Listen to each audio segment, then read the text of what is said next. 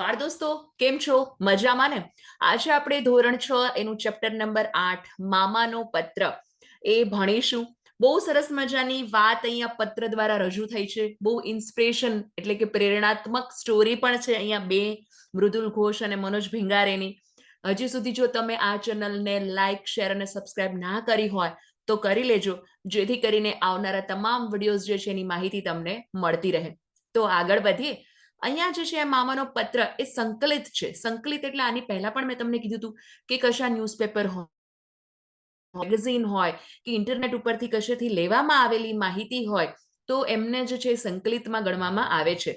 અહીંયા જે છે આ પાઠની અંદર બે મહાન વ્યક્તિઓ જે છે, બે ચિત્રકારો મતલબ મૃદુલ ઘોષ અને મનોજ ભીંગારે, એમને શારીરિક મર્યાદાઓ હોવા છતાં પોતાના ચિત્ર દોરવાના રસને જાળવી રાખ્યો. એટલું જ નહીં, એ સફળ ચિત્રકાર બની અને સૌને માટે પ્રેરક બન્યા. એટલે કે કહેવાય ને કે આઈડિયલ બન્યા, મોડલ બન્યા, કે જેથી કરીને ઘણીવાર જરૂરી નથી કે બહુ એક સરખી જ પરિસ્થિતિ હોય અથવા તો બહુ સારી પરિસ્થિતિ હોય.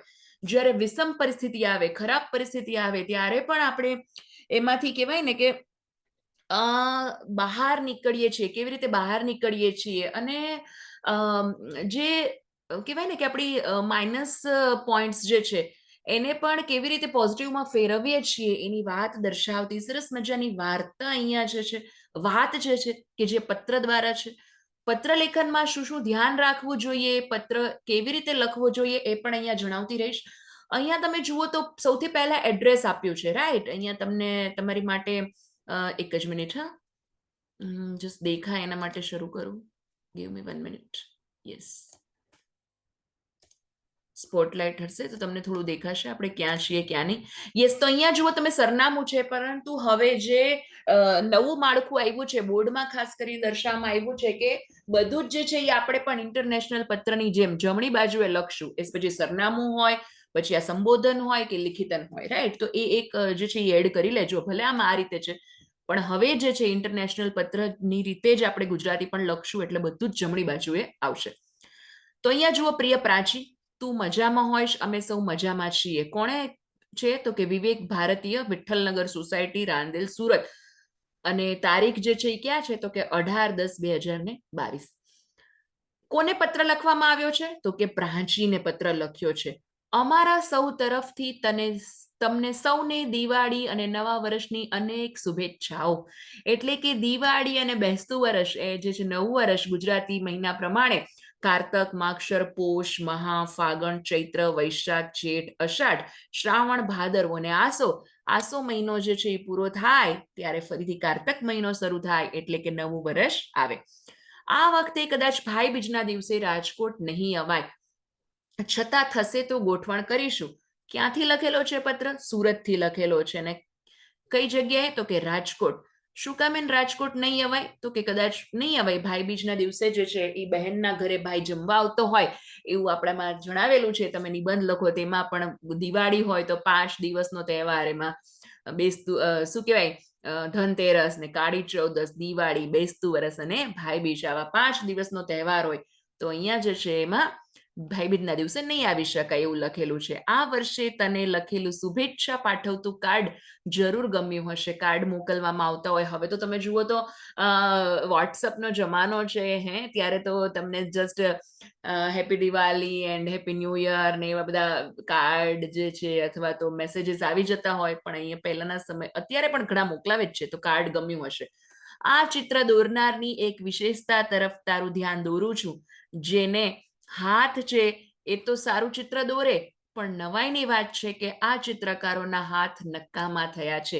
મતલબ જેની પાસે હાથ હોય એ તો ચિત્ર કદાચ દોરી જ શકે, કદાચ વધારે પ્રયત્ન કરે તો ન સારું દોરાતું હોય તો વધારે પ્રયત્નથી પણ ચિત્ર દોરી શકે, એ તો ઠીક જ છે. પણ નવાઈની વાત શું કામ એમ છે? તો કે આ જે પોસ્ટકાર્ડ મોકલ્યા છે, મતલબ જે કાર્ડ જે છે એમાં ચિત્ર જે છે એના હાથ નથી, એ ચિત્ર મોઢેથી દોરે છે. છે ને ગજબની વાત? એટલે અજબની, નવાઈની વાત છે ને. જુઓ અહીંયા શું છે, તમે જોઈ શકો છો આ ચિત્રની અંદર મોઢાથી ચિત્ર દોરે છે, હે ને? આ જે છે મૃદુલ ઘોષ છે અને આ બીજા જે છે એ પણ મોઢાથી દોરે છે, આ મનોજ ભીંગારે છે. તમે જોઈ શકો છો કે એના હાથ કામ નથી કરતા. એક ચિત્રકારનું નામ છે મૃદુલ ઘોષ, ભાઈ મૃદુલ જે છે એ ભારતીય હવાઈ દળમાં હતા, એરફોર્સમાં હતા, અને હવાઈ દળમાં એ સારી કામગીરી કરતા હતા. એક ગંભીર અકસ્માતમાં એના કરોડરજ્જુ એટલે સ્પાઇન જે છે એમાં ઈજા થઈ, અને અનેક પ્રકારની સારવાર છતાં એ ચાલી ન શક્યા કે હાથનો ઉપયોગ ન કરી શક્યા, એટલે પગથી ન ચાલી શક્યા અને હાથ પણ એના કામમાં ન આવી શકતા, ઉપયોગમાં ન લઈ શક્યા. વ્હીલચેરમાં જિંદગી ગુજારવાની નોબત આવી, એટલે એવી નોબત આવી, એટલે વખત આવવો, વારો આવવો, એવી નોબત આવી, એવી સમય આવ્યો કે એમણે વ્હીલચેરમાં જ જિંદગી ગુજારવી પડી. આપણા જેવા તો નિરાશામાં સાવ ભાંગી જાય, આપણા જેવા હોય તો આવી રીતે નિરાશ થઈ જાય અને આમ કહેવાય ને કે ભાંગી તૂટી જાય, ઇન શોર્ટ કે માનસિક રીતે પણ હતાશ થઈ જાય. હાય હાય, હવે હું શું કરીશ? એરફોર્સમાં વિચારો, એઝ અ જવાન તરીકે કામગીરી બજાવતા હોય અને હવે વ્હીલચેરમાં વારો આવે તો કેટલું બધું ઓપોઝિટ કહેવાય ને, વિરોધાભાસ વાળી જિંદગી જીવવી પડે. પણ મૃદુલભાઈ હાર્યા નહીં. એમને ચિત્ર દોરવાનો શોખ નાનપણથી હતો. એ નાના હતા ત્યારે ચિત્ર દોરતા, પણ એ દોરે કેવી રીતે? મતલબ પણ હવે ચિત્ર જે છે એ કેવી રીતે દોરે? બીકોઝ હાથ તો એના કામ નતા કરતા. એમણે એક સંસ્થાનો સંપર્ક કર્યો જે એવા ચિત્રકારોને મદદ કરે છે કે જે હાથથી ચિત્ર ન દોરી શકે. અમુક એવી સંસ્થાઓ છે કે જે મદદ કરે. કેમને? તો કે જે હાથથી ચિત્ર ન દોરી શકતા હોય એવાને. આ સંસ્થા સાથે જોડાયેલા એવા અનેક ચિત્રકારો હતા કે જે પગથી કે પછી મોંથી ચિત્ર દોરતા, એટલે કે પગનો ઉપયોગ કરીને અથવા તો મોઢાનો ઉપયોગ કરી અને ચિત્ર દોરતા. પોતાના ચિત્ર દોરવાના શોખને પુનઃ જીવિત કરવાનું વિચાર્યું, એટલે કે ફરીથી જીવંત કરવાનું વિચાર્યું એમણે કે ભાઈ હવે હું પણ મતલબ ભલે હું આવો અપાહિજ થઈ ગયો છું, મતલબ મારા હાથ નથી કામ કરતા, પગ નથી કામ કરતા, પણ કંઈ જ નહીં, હતાશ ન થયા. જુઓ મિત્રો, ઘણી વાર જિંદગીમાં આપણે સારું જ વિચારીએ અને સારું જ થાય એવું જ વિચારીએ, પણ માની લો કે ક્યારેક ન કરે નારાયણ અને ખરાબ પરિસ્થિતિ આવે ત્યારે પણ કેવી રીતે પોતાની જાતને આમ કહેવાય ને કે હતાશ નિરાશામાં ન જવા દઈએ અને પોઝિટિવ રાખીએ, એ બહુ ઇમ્પોર્ટન્ટ છે. અને આવી જ પ્રેરણાત્મક સ્ટોરી જે છે એથી તમારું જીવન જે છે એ હંમેશા હકારાત્મક રહે. અને આપણે પોઝિટિવ હોઈએ તો આપણે આસપાસના લોકોને પણ આમ કહેવાય ને પોઝિટિવથી આમ પોઝિટિવ વિચારોથી, પોઝિટિવ વાતોથી એમને પણ આમ હતાશ ન થવા દઈએ. તો અહીંયા જે છે એમણે સંસ્થાની મદદથી પેઇન્ટિંગનો શોખ પૂરો કરવાનો સંકલ્પ કર્યો એટલે નિશ્ચય કર્યો, નિર્ધાર કર્યો, અને મોંથી પેઇન્ટિંગ કરવા પાછળ દિવસોના દિવસો કાઢ્યા. બહુ મહેનત કરી, એવું નહીં કે આમ તાત્કાલિક ઝળહળતી સફળતા મળી જાય. દિવસોના દિવસો કાઢ્યા, ઇટ મીન્સ બહુ કહેવાય ને કે સખત મહેનત કરવો પડે એમ, ડે બાય ડે થી આજે એ કાબિલ ચિત્રકાર બન્યા. હવે બીજા ચિત્રકાર તો આપણા ગુજરાતના છે કે એમનું નામ છે મનોજ ભીંગારે. જુઓ, એમનું પણ તમને અહીંયા જે છે ચિત્ર આપેલું છે, એનું દેખાડ્યું છે, એ પણ મોઢાથી ચિત્ર દોરે છે. આ મૃદુલ ઘોષ છે, મૃદુલ ઘોષની વાત કરી, એરફોર્સમાં હતા એમની. ઓકે, હવે ગુજરાતના છે, એમનું નામ છે મનોજ ભીંગારે. એ પણ એક અકસ્માતનો શિકાર બન્યા, એટલે કે અકસ્માત થયો એકવાર એમને પણ, અને નાની ઉંમરે બંને હાથ ગુમાવ્યા. નાની ઉંમર હતી અને બંને હાથ જે છે એ કામ કરતા નતા, બંને ગુમાવી દીધા હતા. પણ એમને ચિત્રકારનો એવો જબરદસ્ત શોખ કે એમણે મોઢેથી ચિત્ર દોરવાનું શરૂ કર્યું.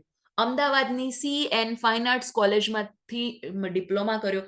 અહીંયા અમદાવાદમાં જ છે CN ફાઇન આર્ટ્સ કોલેજ જે છે એમાં ડિપ્લોમા કર્યો છે. ને કમાલ, આજે તેઓ સૈનિકોને ચિત્ર દોરતા શીખવે છે. જુઓ, હાથ નથી, પણ મતલબ કહેવાય ને કે મન કે હારે હાર અને મન કે જીતે જીત. તમને કદાચ મનથી જો તમે જ્યાં સુધી હારી નથી ગયા ત્યાં સુધી તમે જીતેલા જ છો. એવી રીતે અહીંયા પણ એ હાથ ગુમાવી દીધા, પણ કંઈ વાંધો નહીં, જે છે એનાથી શૂન્યથી લઈ અને મતલબ કહેવાય ને ઝીરોથી હીરો કેવી રીતે બન્યા એની આ વાત છે બંને ચિત્રકાર દ્વારા.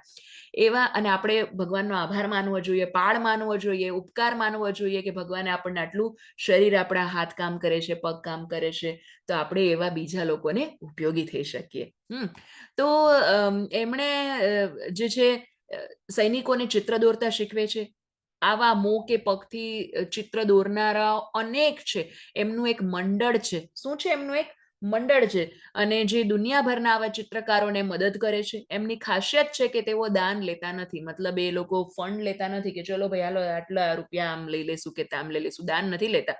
પણ એમણે બનાવેલા સુંદર ચિત્રો, શુભેચ્છા કાર્ડ્સ જે છે કે પછી કેલેન્ડર, બેગ, ટી શર્ટ્સ આવું બધું વેચે છે. અને આજે આ પત્ર સાથે મેં તને ગ્રીટિંગ કાર્ડ પણ મોકલ્યું છે, હેપી દિવાળીનું, હે ને ગ્રીટિંગ કાર્ડ, એ પણ એવા જ ચિત્રકારે દોરેલું છે. મેં તારા માટે એમનું પેઇન્ટિંગ ધરાવતી એક સુંદર બેગ અને એક પેઇન્ટિંગ ખરીદ્યા છે. શું ખરીદ્યું છે? સરસ મજાનું પેઇન્ટિંગ, એક સુંદર બેગ અને પેઇન્ટિંગ, તે જે તને ખૂબ જ ગમશે. મારા બેન બનેવી મજામાં હશે, એમને પ્રણામ કહેજે. છેલ્લે આપણે હંમેશા પહેલા તો કેમ છે ને કેમ નહીં, અને છેલ્લે જે છે આવી રીતે પ્રણામ કહેજે, યાદ આપજે, એવી રીતે પૂરું કરવામાં આવ્યું છે. વિવેક મામાના આશીષ. તો આ પત્ર કોણે લખ્યો છે? મામાએ લખ્યો છે. એનું નામ છે વિવેક મામા. ના આશીષ એટલે આશીર્વાદ. ઓકે, તો તમે અહીંયા જોઈ શકો છો કે અહીંયા ડાબી બાજુએ આ લખેલું છે સરનામું અને લિખિતંગ કરીને, પણ હવેથી આપણે બધું જ જે છે કઈ બાજુ લખશું? જમણી બાજુએ. અહીંયા તમે જુઓ કે બહુ આડી અવડી વાત નથી, પત્રની અંદર એકદમ ક્લિયર વાત છે. તેમાં પત્ર લખતી વખતે ખાસ શું ધ્યાનમાં રાખવું જોઈએ એ 3 થી 4 બાબતો પ્લીઝ ધ્યાન રાખજો, સાંભળી લેજો. હા, ધ્યાનથી સાંભળો છો કે નહીં? કોમેન્ટમાં જણાવવો જોઈએ, યસ કે નો. નો તો નહીં જ, હે ને? તો પત્ર લખતી વખતે પહેલું તેનું માળખું કે એનું સંબોધન, સરનામું, એવું ખાસ ધ્યાન રાખવાનું. બીજું કે એમાં જોડણીની મિસ્ટેક ન હોવી જોઈએ. ત્રીજું કે એકને એક વાત વારંવાર કહેવાની જરૂર ન હોય. પત્રમાં જુઓ તમે, ભાષા એકદમ સરળ વાપરવાની, અને ખાસ વિરામ ચિહ્નો, ઉદ્ગાર ચિહ્નો જે છે એનો સરસ મજાનો ઉપયોગ કરવાનો.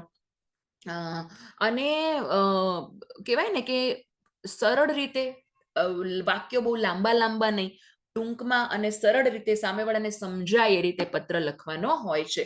તમને પણ જો કોઈ પણ ટાઈપનો પત્ર લખવાનો આપે તો ખાસ આવી મેં તમને કીધી એવી 4 બાબતો ખાસ ધ્યાનમાં રાખજો. કઈ બાબતો? તો કે જોડણીનું ધ્યાન રાખવાનું, માળખાનું ધ્યાન રાખવાનું, ભાષા શુદ્ધિવાળા વાક્ય હોવા જોઈએ, એકને એક વારંવાર ઉપયોગ ન થવો જોઈએ વાતનો, અને જે છે વાક્યો જે છે ટૂંકા અને સરળ હોવા જોઈએ.